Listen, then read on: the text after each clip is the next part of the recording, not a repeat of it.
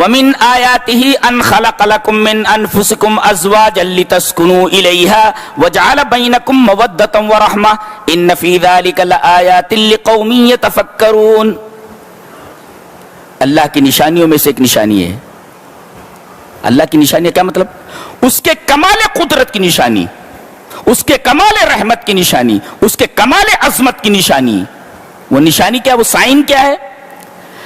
کہ تمہیں میں سے تمہاری جنس سے تمہاری بیویاں بنائیں۔ یہ دیکھیں، اس لیے کہ اگر آپ انسان ہوتے اور آپ کی بیوی جنیہ ہوتی تو یہ تو جنس بدل گئی نا، تو آپ کو سکون نہیں ملتا۔ اس لیے کہ آدمی اپنے جنس کی طرف مائل ہوتا ہے اور آدمی اپنے نوع کی طرف مائل ہوتا ہے۔ تو اگر آپ کی بیوی جنیہ ہو جاتی یا آپ کی بیوی اور کسی جنس کی ہوتی تو آپ کو سکون نہیں ملتا۔ تو یہ من انفسکم کہا گیا، یہ اللہ کی رحمت ہے کہ اس نے تمہاری بیوی تمہاری ہی جنس سے بنائی۔ جیسے تم انسان ہو، تمہاری بیوی بھی انسانی ہے۔ ایک یہ اچھا، اس کے بعد فرمایا ازواجن، بیویاں بنائی، بیویاں،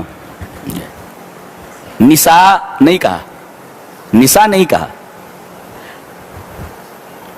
کیونکہ آگے کہنا ہے لتسکنوا الیہا، تاکہ ان سے سکون حاصل کرو۔ تو جب تک آدمی شادی نہیں کرتا اور جب تک لڑکی نکاح میں نہیں آ جاتی تو زوجیت سے پہلے جو رشتہ ہوتا ہے بوائے فرینڈ اور گرل فرینڈ کا، یہ رشتہ صرف مطلب کا رشتہ ہوتا ہے، اس میں سکون عارضی ہوتا ہے، حقیقی سکون نہیں ہوتا۔ اسی وجہ سے ازواجن لایا گیا، یعنی زوجیت یعنی شادی کے بعد ہی آدمی کو حقیقی سکون ملتا ہے۔ یہ بوائے فرینڈ اور گرل فرینڈ جو ہوتے ہیں یہ در حقیقت سکون سے عاری ہوتے ہیں، سکون نہیں رہتا، ان کو سکون نہیں رہتا، اس وجہ سے ازواجن کہا گیا، یعنی زوجیت ہی میں سکون ہے۔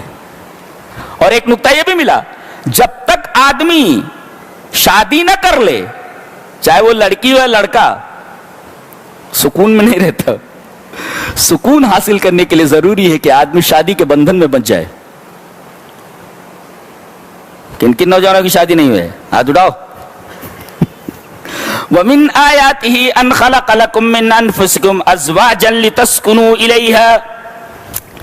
ایک نقطہ اور بتاتا ہوں، لِتَسْكُنُوا إِلَيْهَا، عربی میں جب کہا جائے سکن الا، اور ایک ہوتا سکن عندہ اور سکن معہ، اس کے ساتھ سکون، معہ اس کے پاس سکون، لیکن یہ نہیں کہا گیا اس کے پاس سکون۔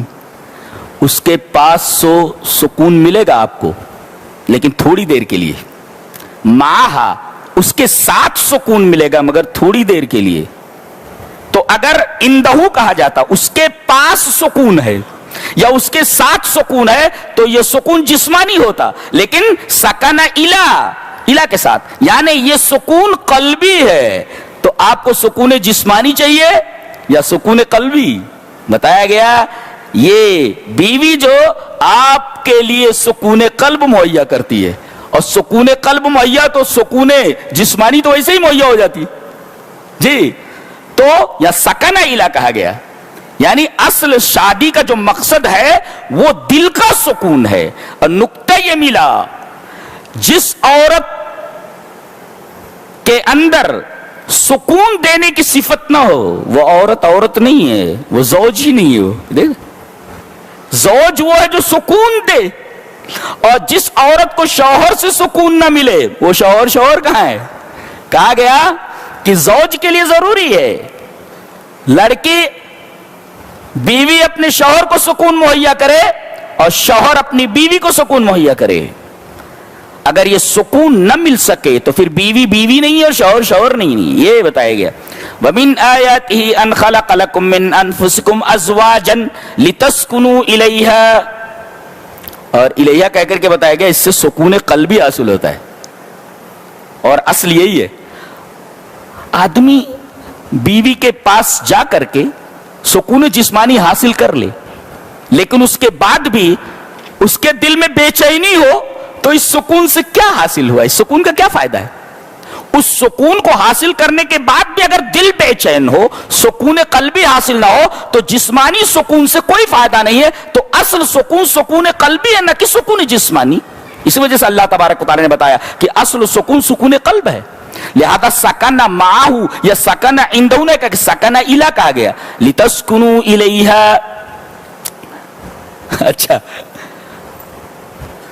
یہ مردوں سے کہا جا رہا ہے تاکہ تم سکون حاصل کرو بیوی سے. تم مردوں سے کہا جا رہا ہے. اس کا مطلب ہے کہ اس قسم کے سکون کی سب سے زیادہ ضرورت شوہر کو ہوتی ہے, عورت کو کم ہوتی ہے. جی, اسی وجہ سے خطاب مردوں سے. باولا باولا پھرتا رہتا ہے جب تک شادی ہوتی نہیں, باولا پنا پھرتا رہتا ہے. لتسکنوا الیہا, تاکہ تم سکون حاصل کرو.